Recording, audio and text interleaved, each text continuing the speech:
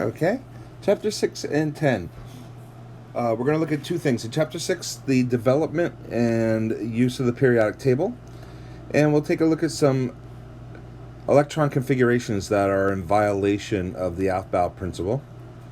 And then in Chapter 10, we'll take a look at what's called periodicity, which is a way of predicting chemical and physical properties based upon your understanding of the materials and the periodic table. So let's start with the development of the periodic table, because you know I like the history of this stuff. In the early 19th century, the number of known elements increased dramatically as they started to develop batteries and they started to be able to harness electricity. They were able to isolate elements in ways that they hadn't been able to. In fact, this started with Lavoisier in the late 18th century and then continued on through the early 19th century. So at the time, they were starting to classify in biology the species of animals. So they said, well, there must be a way of classifying the elements as well. And so people tried to come up with a construct, a way of understanding the properties of the elements without having to memorize them. And Dobereiner is the first person who comes up with an idea of a table organizing the chemical elements. And what he did was he created what was called triads. And they were groups of 3 elements where the second element was the average of the first and the third element. So let's say something had a property like melting point. And let's say the melting point of one chemical was 400 degrees Celsius and another one was 600 degrees Celsius. And so Dobereiner took an element whose melting point was 500 degrees Celsius and said, well, that's the average of the 400 and 600, so they belong together in a triangle. They belong together in a triad. Now, it just so happens that there were 21 elements, and that worked out pretty well, 7 triads. But as time went on, there were elements that didn't fit into any triads, and so that organizational construct had to be rethought.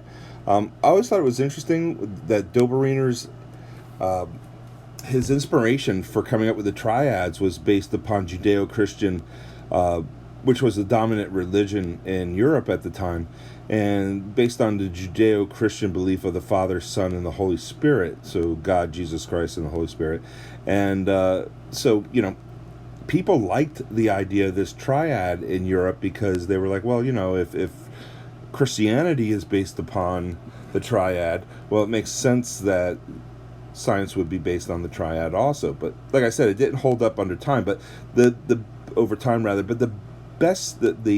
important thing about the Dobereiner table is that it was based upon chemical and physical properties. First one to do that. So I would add that to my notes. Again, the inspiration thing, I think that's interesting, the triad, but the construct was based upon chemical and physical properties. The second periodic table and the third one comes out around the mid-1860s, and at this time there's a scientist in England by the name of John Newlands, and Newlands decides he's going to base his periodic table off of music. That in music you have solfege, the whole do, re, mi, fa, sol, la, ti, do, and then every octave repeats itself. So John Newlands is like, well, if we divide the groups up into 7, then the 8th element becomes the octave and belongs with the first. So he's going to base his table like this: 1, 2, element 3, 4, 5, 6, 7, and then he's going to put the 8th element in the same column with the first one because they have similar properties. And they called this the law of octaves. And what was great about the John Newlands table was that he was basing his findings again on chemical properties. What was wrong about the table was as they discovered more elements, there were elements that didn't fit into any of the octaves.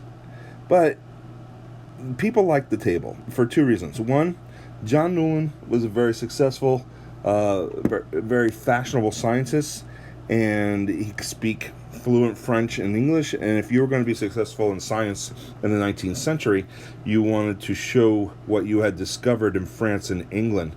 And he based this on music, so people were like, well, yeah, if classical music is based on octaves, then it makes sense that the periodic table is based on octaves. So again, the genius of his table was, again, we're putting things together in chemical properties. He noticed the pattern. It was the wrong pattern, but it still wound up being popular. The guy who got it right for the most part is a scientist by the name of Dmitry Mendeleev. And I always tell this story that if you look at pictures of Dmitry Mendeleev, he has sort of crazy looking hair, and he's not dressed the way people from Paris and London were dressed in the 1860s. He comes from Russia. Although he was a very successful scientist, he was head of the Royal Academy of Science in Russia, he didn't quite fit in when he went to talk about his periodic table in Paris and in London. First of all, he spoke broken English and he spoke broken French, so a lot of people just came to kind of make fun of him. And they said his ideas were just bizarre. What he did in his periodic table that was genius is, again, he put things according to chemical and physical properties based upon increasing mass. But what he did was he left blank spaces on his table and predicted the existence of materials that had yet to be discovered. And when they were discovered, they had very closely the same properties that he had predicted. So it turns out, even though a lot of people made fun of him, Mendeleev was correct. And so Mendeleev is the first person to arrange a periodic table based upon what he called what they call the periodic law. Chemical properties repeat themselves periodically. And if we look at our periodic table, all of the chemicals, for instance, in column 1 have the same chemistry. If you take sodium metal from group 1 and drop it in water, it explodes. If you take lithium metal, group 1, drop it in water, it explodes. If you take potassium metal, drop it in water, guess what? It explodes. They belong together in that column. Not only do they belong together in that column based upon their properties, but they belong together based upon their electronic configuration. They all end in an S1 configuration. And then if you look at group 11, which has copper, silver, and gold in it, you look at copper and you throw it in water, kaplunk, nothing happens. You take gold, silver, throw it in water, kasplash, nothing happens. Well, there's a reason why they belong together in that column. They have the same chemical reactivities. We don't make jewelry or wires or pots, cooking pots, out of group 1 metals. Anytime we got in contact with water, they would explode.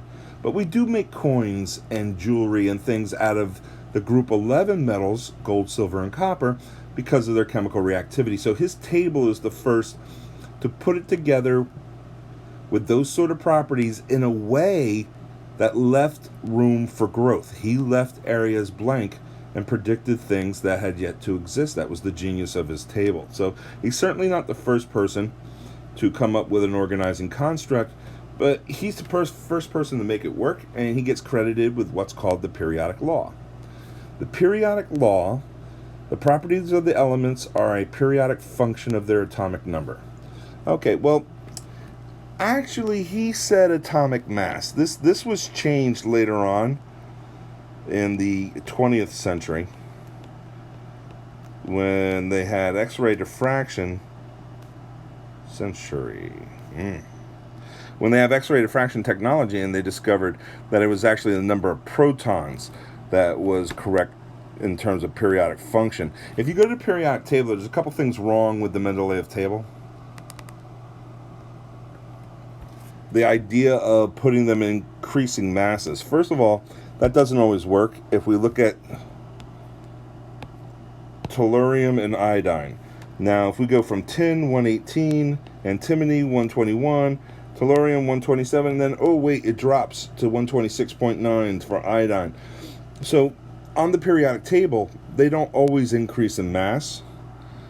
There's another discrepancy right here between cobalt and nickel, where the masses actually drop 58.9 to 58.7. So Mendeleev had a couple things out of order because he put his periodic table together based upon mass. There was a scientist by the name of Moseley in the 20th century who actually developed this table that I'm showing you, this modern table with all the adjustments.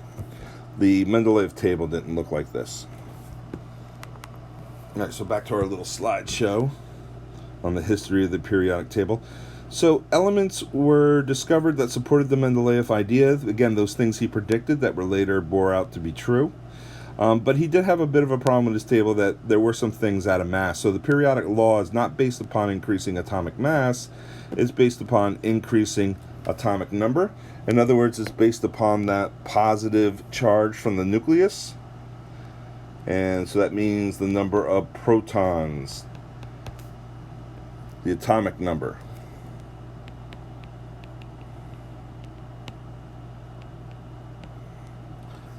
They sometimes refer to this charge coming from the nucleus as a Z. Remember when we did isotope notation, they had the element, and then they had Z, and then they had X up here in the corner? Well, this Z number refers to the number of protons in the nucleus. So if we rearrange the Mendeleev table slightly and base it on atomic number, not atomic mass, then we get the modern periodic table. Again, Moseley, scientist who came up with that. All right, last part of the video, a review of stuff we've already done. I just mentioned what we mean by the Z number. I'll do noble gas configuration real quick, and then S block, P block, D block, F block. Now, why the review? Because the way this works out in a regular school schedule, it's usually Chapter 5 is right before the midterms, and then we do some lab work, and then Chapter 6 is after the midterm, and they usually have to do a bit of a review. So I'm going to make this quick.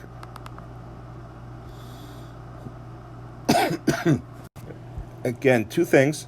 Just know that the first two tall columns are the S block elements, which means their configuration ends in S something. The first column, it ends in S1, second column S2. That 3 through 12, those are the D block elements. So anywhere from D1 in the column 3 to D10 for column 12. And then these are the P block elements. P1 for column 13, P6 for column 18. And then the lanthanides and actinides are called the F block. And if you're locating the outermost electron, remember that the rows for the S and the P equals your energy level. But for the D's, you got to take the row and minus 1. So even though this is in the fourth row, that's really the 3D.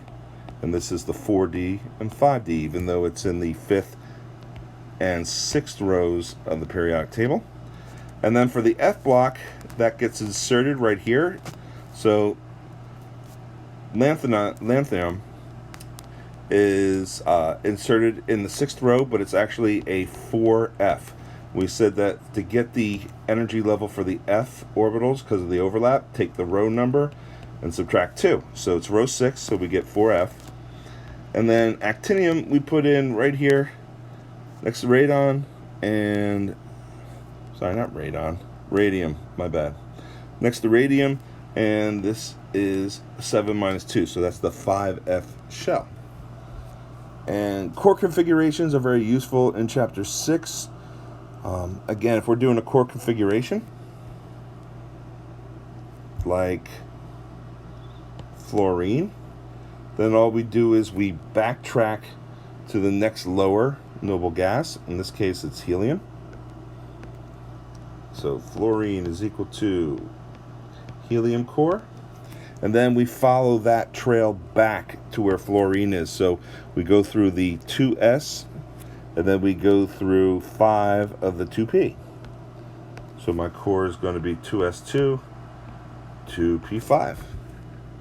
And that's it for the review and the history of the periodic table. So thank you very much.